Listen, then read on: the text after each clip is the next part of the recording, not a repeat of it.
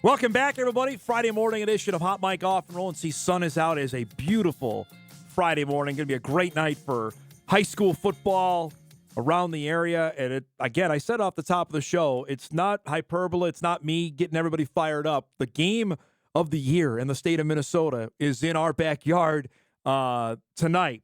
Top two ranked teams in 5A football, Moorhead and Alexandria, will play tonight in Alec.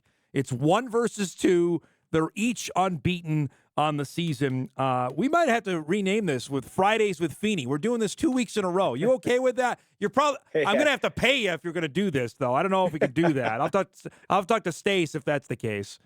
Well, that's the right guy to talk to. Come on, Stace, get her done. We're joking off air. I mean, this is probably the easiest pregame speech you're ever going to have tonight, right? No doubt. You know what? These kids have been dialed in. I think, this has been on the horizon for a few weeks, but the kids have done a good job of just focusing on the task at hand. But I know come Monday, when we started practice, there was a little bit different gleam in everybody's eye to get ready for this one. For you personally, I'm assuming after the game with Sartell Friday night, was it, okay, let's go with Alexandria?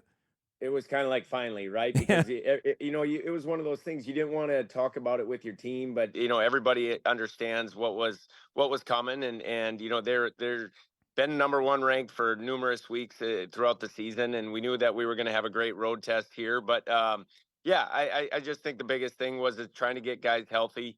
Hopefully we get a few guys back tonight. We're going to give it a go in warm-ups and see where we're at. But I think ultimately both teams just got to come out and play good football and let the chips fall where they may. Tell us about this Alex team for people that don't follow Minnesota high school football. They've got athletes everywhere, including a Division I basketball player who's their quarterback.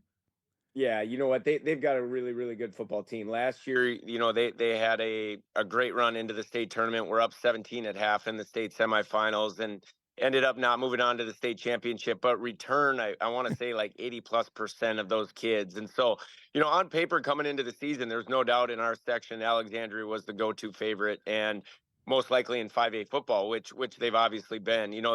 They throw it around, like you said, they've got a quarterback, 6'7", 6'8" type kid that's been a 3-year starter for them, throws it all over the place. They got great athletes. I mean, their basketball team has been really, really good for the last few years. And all those kids play football too. And so that's a credit to them. They're multi-sport kids and they know how to compete. They're averaging over 40-some points a game. And then on the defensive side, they're not giving, I know they're under 10 points. I don't know exactly where they're at, but they're under 10 points a game. And, I don't think the defense gets nearly the amount of recognition for how good that they are. And their front four are very, very good. So are we expecting a, 56-48 kind of football game tonight? Because you guys can move the football.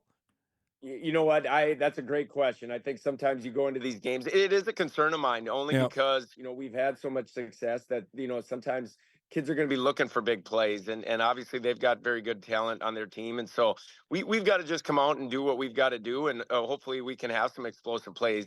Most of the teams that we've played against this year, speed has been our advantage. And tonight, I know it's going to be equaled out a little bit, but hopefully we still can find some ways to get the ball through the end zone and put some points on the board. I know you want the guys to be fired up. Do you caution against being too amped? Is that a real concern or not for a game like this?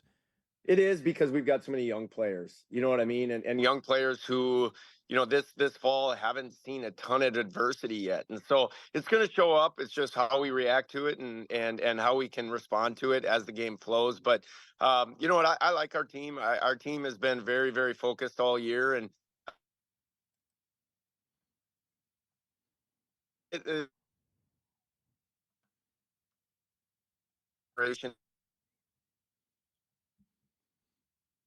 on the road probably are most, they're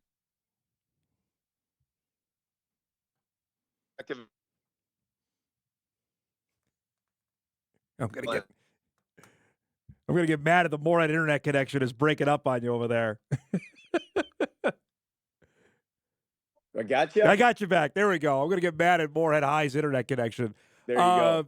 The aspects of this beyond tonight. I mean, how big a deal is that? Something you look at and say, okay, knowing full well the winner is the 1 seed with the section tournament just a couple weeks away.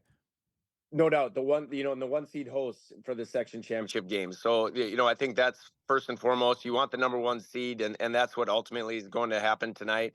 But realistically, I think maybe when we got cut off, I was just saying that you got to keep it in perspective because it's a regular season game. And I think both teams have aspirations and big goals. And so, hopefully this is just an opportunity to get into a big game and see how we perform and see what we need to work on for hopefully future big games. For your son, a quarterback, he's played in big ones. This has got to be his biggest one yet. As a dad, you take the head coach hat off. How have you approached that for this one for tonight?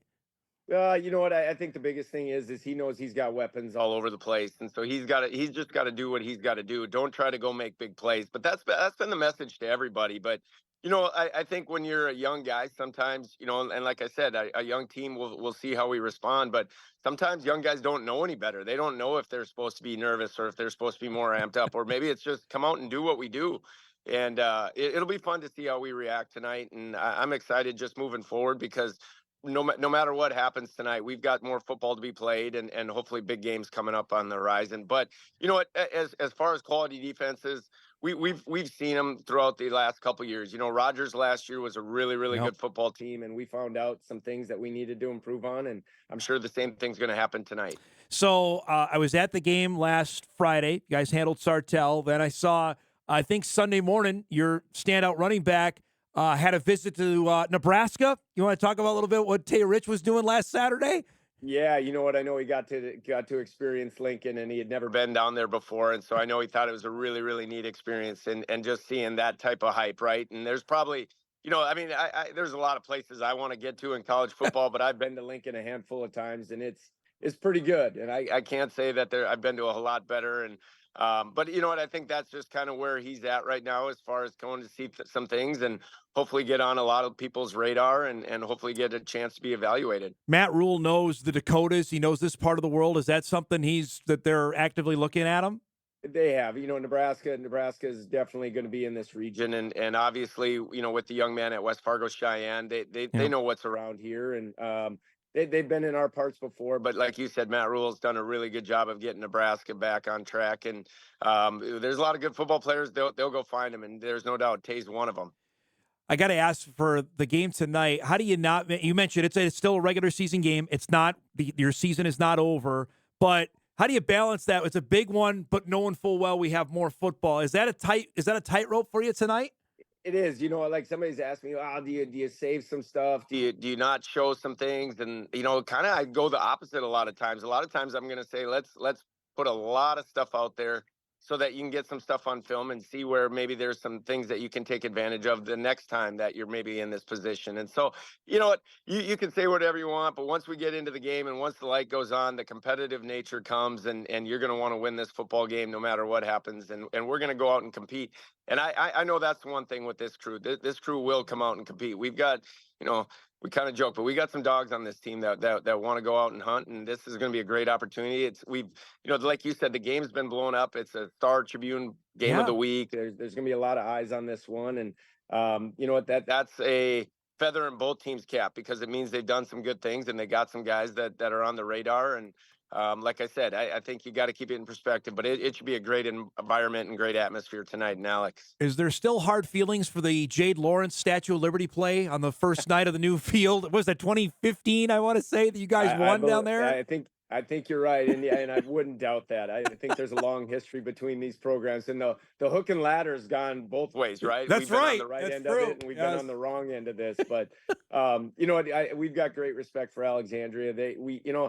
Mike's their head track coach. I work in the track program too, so we see each other all spring, and there's no doubt that speed has been an advantage for them throughout the past few years, and speed for us right now is definitely what we've got to hang our hats on. When did it change, though, Kevin? You guys were like friendly rival, but it came different. Was it that game, or was it a few years after? When did it become different game between these two? I would say the hook and ladder game when they opened up the stadium was where it really kind of took off. And I think Alexandria, definitely has raised their level throughout the years. And like I told you off air, I think a big one was 2019 semifinals. They had a team that they thought could play for a state title, and they got after us during the regular season. We went out and we kind of ended up in a shootout against the Hoskins kid, and I want to say we won that game something like 52-48, and it was a fun afternoon. And no matter what, I think both teams are going to come out and play well tonight. There's no doubt about that. So the last question, this goes back to when I asked you last week on the when you played UND so close, then you had one in the regular season, you played again in the postseason. That one you anticipate, like you're talking about saving stuff, is it something you anticipate maybe later on down the road? I do. I think it's one of those things where you've got to find out what the strengths are. You can watch film and evaluate film all you want, but until you see it live and you see how kids actually play and see the reactions and see them, I think the biggest thing, both teams don't see teams that throw the football all that much, right? And so we're going to throw it around. Alexandria throws it around, but realistically, coming into this game, neither team has defended anybody that's tried to establish a real pass game that's going to attempt 30 to 40 attempts. You know what I mean? And so you better not have anywhere to go tonight because the game might take a little bit longer than a normal high school football game. But you know what? Like I said, it's going to be fun football. I had no doubt about that. Well, I mean, it's going to look a little bit more like a college game tonight than it is a normal high school game in our area. I was worried about that last week. It was homecoming, and you guys were still throwing it. Like, hey, people got to get going here. Hey, this is what we do. You know what? I honestly, it's a fun brand of football, and it's fun for kids to practice. And I joked all week, like our scout team has been amazing, but it's because that's what we do, right? Yep. And so kids want to get out and throw the football around. And I think both teams, like I already said, they have a bunch of basketball players. We have a bunch of basketball players, but when you're trying to play basketball on grass, guess what? It's kind of fun. You get a lot of good athletes out there that can hopefully make some things happen. Hopefully more tonight wearing orange and black. I will. I'll talk to Stace. If we can get it sponsored, we'll make this happen. All right, going forward. All right. Okay. Hey, and the sponsorships, I can only imagine what Stacy's going to get me that would have my name or my face right behind attached to something. it. That would be really good. Safe Probably travel. some like toilet paper or something like that. Safe travels tonight and good luck, bud. We'll be watching. Hey, thanks for having me on. Kevin Feeney joining us, Moorhead High head football coach. Spuds and Alexandria coming up tonight. 1 versus 2 in 5A football. Going to be a dynamite matchup. As he mentioned, the Star Tribune has already circled it as their game of the week, and we'll have highlights of that coming up on First Down Friday tonight, 10 o'clock on WDAY Sports. We'll break. We'll keep the high school theme going. Another great team in our area is Fergus Falls. They're unbeaten. Chris Grabowski will join us to talk about the Otters' 6-0 start in 2024. Back on Hot Mic on a Football Friday right after this.